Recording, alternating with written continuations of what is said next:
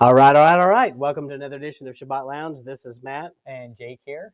We're coming to you with another edition of Talking Torah. And this is week 28, and it's what? Metzora. Or otherwise known as the Leper. Leper. This is the Leper portion here. The Leper edition. Leper print. Yes. Cedar print. No. Sure.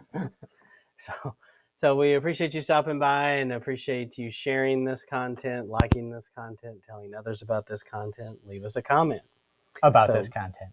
And our main objective here is we want you to read these Torah portions and join people from all over the world reading the same piece of scriptures together, which is powerful. Right. We're all doing this at the same time. Right. And this is going to be Leviticus 14 through 15. And this is, the point of this is just high-level view, our little snippets of what you're going to find in this section. That's right. And we don't claim to have a corner on the truth and know all the answers, but we're just hoping you can join us in our quest for the truth. All right, so as we get into this, one of the first things we see here is this the bird sacrifice. So as we're going to see in just a second, there's two birds mentioned. What kind of birds were they, Jake? Pigeons? Or doves. Or turtle doves, right. And so in Leviticus 12, it talked about if you're too poor, you can do what? You bring doves or pigeons instead of a lamb. Yeah.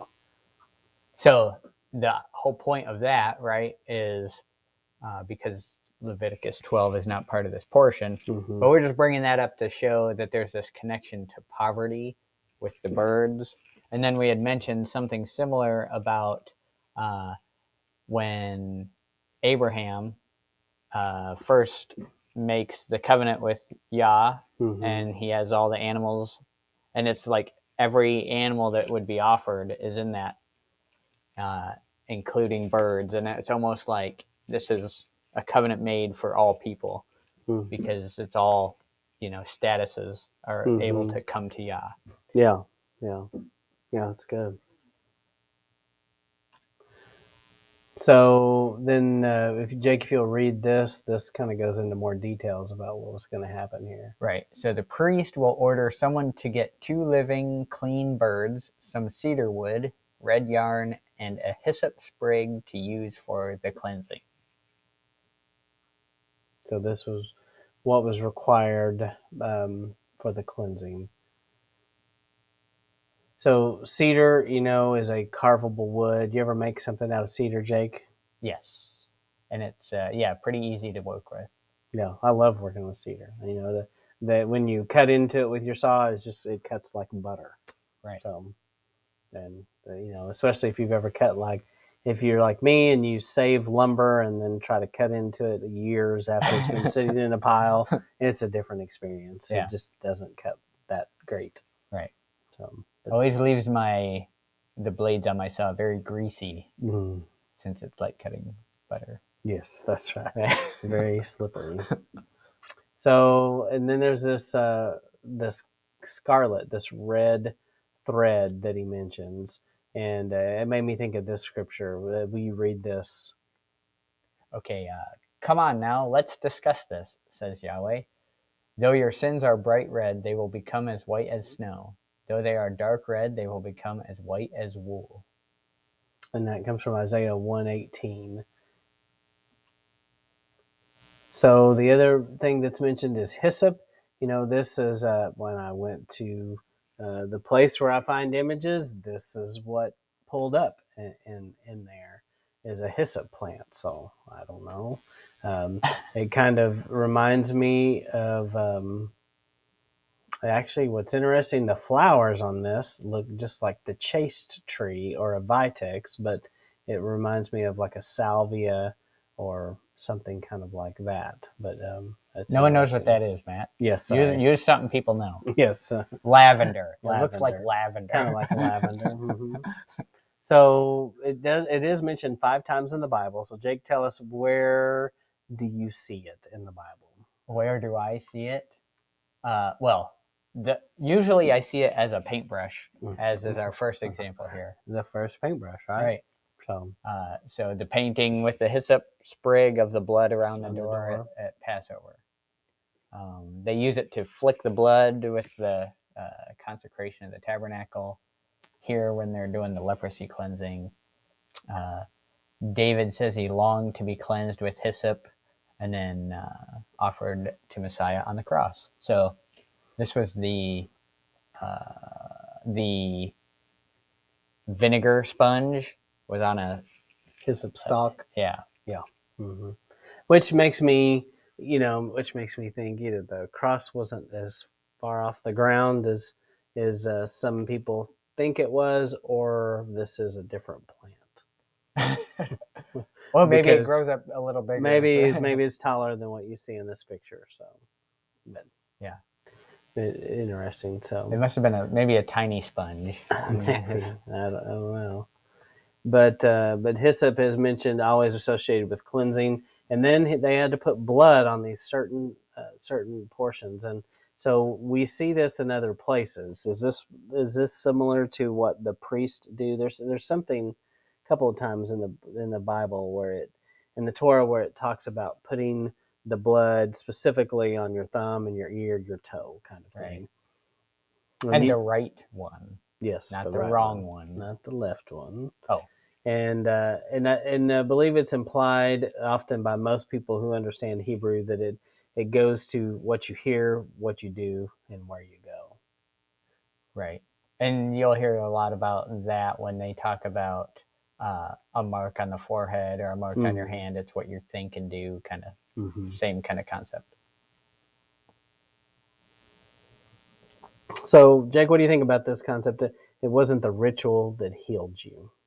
Right, and it even says as much, but I think a lot of times we skip over that, especially coming out of church teaching. It's oh, they did those things in order to save themselves, or that was in order to make them a certain way. No, this is what you did, right, in response to the being healed. Is when you go back and look at the text. And so once again, we're saying don't take our word for it. Go read Leviticus 14 and 15, and you'll see that he says in there, basically, do this cleansing ritual, and if you're, if you're healed. Yes, once you're outside the camp because you're a leper, you're unclean. Right.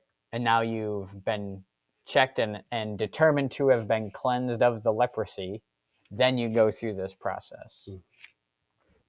But the healing comes prior to all the quote unquote ritual. And the rituals are a response to the healing. Right.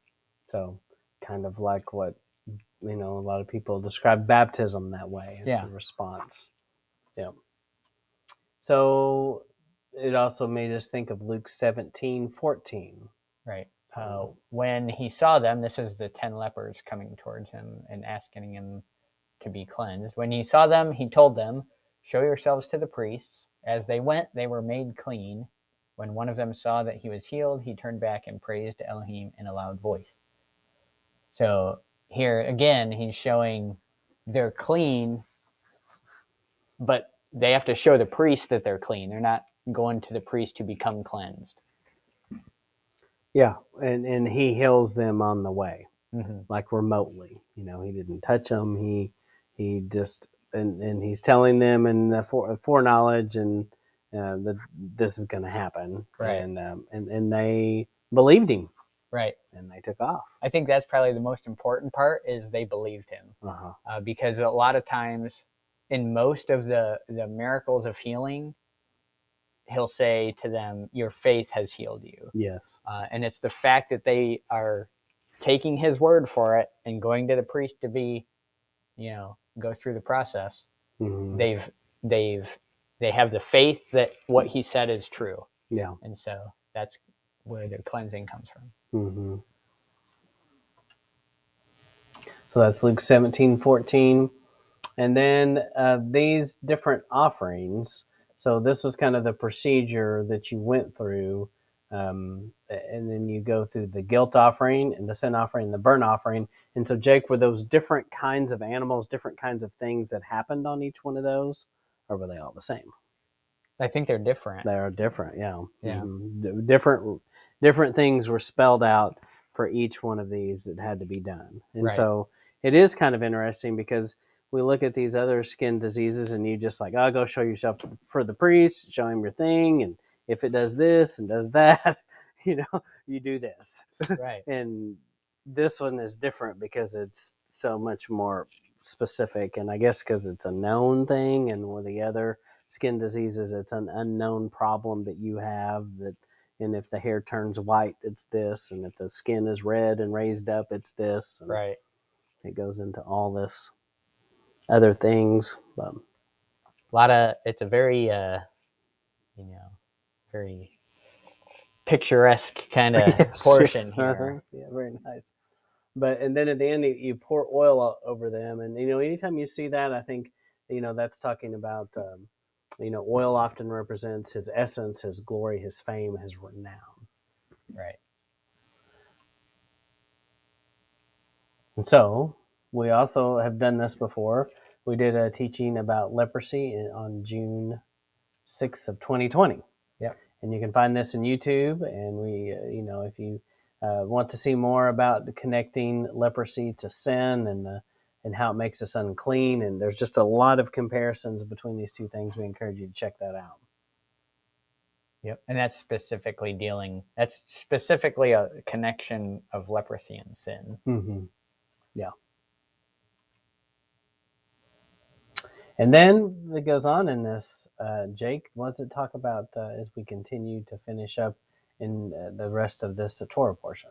So then it goes into bodily discharges for men and women that can make you unclean. And you have to read to find out what those are. Right. So we might get kicked off of YouTube if we're not going to go into details on that, but if you've never checked it out, go check it out. He thought of everything, all the things that can happen and the places that things can come from. He thought of them. Exactly. No stone was unturned. Right. So he made us. He turned over all the stones. Knew how this would work. He knew how dirty we were. Yes. And so that concludes week 28 about the leper. Do you have anything else that we left out or didn't say? I'm sure we did leave things out, but they're in there. You know where to find them. They're in the text. That's right. Read the text. If you haven't, do it, please. But that concludes our edition of this week's Torah Portion Week 28. We appreciate you stopping by, and stay tuned for more. All right. This is Matt and Jake signing off.